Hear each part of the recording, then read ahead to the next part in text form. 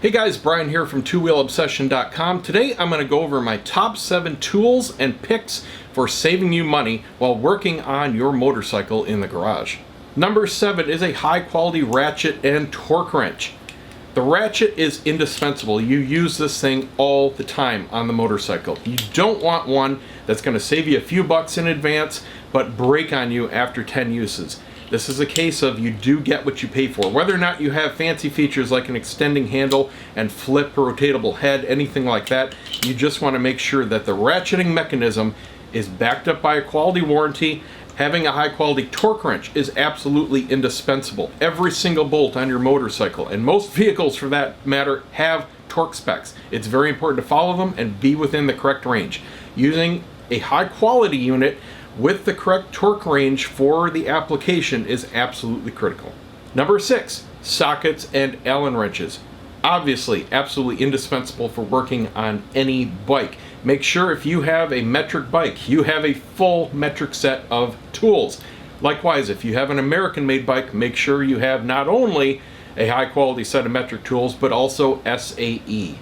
Number 5 is a good multimeter. You don't need to go crazy and spend hundreds of dollars. Although if you do a lot of electrical work, especially outside working on bikes, you're going to want one. But a basic unit, something that is, say, more than 10 bucks. One with quality switches, a nice digital display for better accuracy than the old needle types. This is more than enough for fixing and diagnosing anything on your motorcycle's electrical system. Something I find indispensable and not only time-saving but hassle-saving is a simple box of rubber gloves. You can use mechanics gloves too, but a lot of jobs are very dirty, oily, and greasy. And I like disposable gloves because I might go through 10 sets of these doing one particular job if I have to have them on and off, especially making videos for you guys. 20 bucks is going to last you probably a year or two of doing your own maintenance, and it keeps your hands safe and clean. If you have any kind of modern bike, you're going to eventually need a manometer if you want to sync your own throttle bodies. Lots of people don't realize that syncing your throttle bodies greatly diminishes any felt vibration throughout your bike. It's very easy to do on virtually every bike. It needs to be done every few thousand miles, and one purchase of this specialty item, admittedly a little expensive, pays for itself the very first time you use it.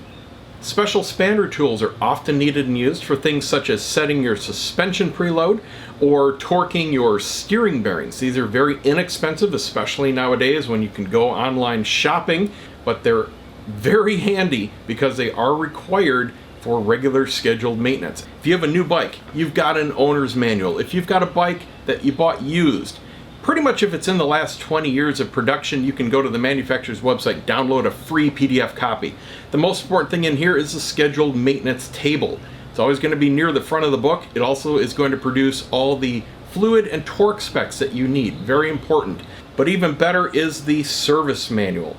This is relatively expensive at 50 to 100 bucks, but it is worth every penny. You can do anything to the bike the dealer can with one of these manuals and the right tools and a little bit of work on your part.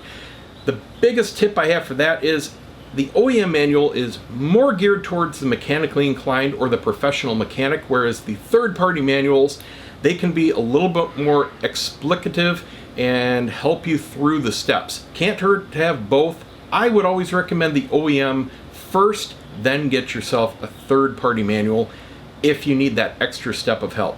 So I hope this helps you guys. These are just my personal tips on saving you money working on your own motorcycles. See you next time.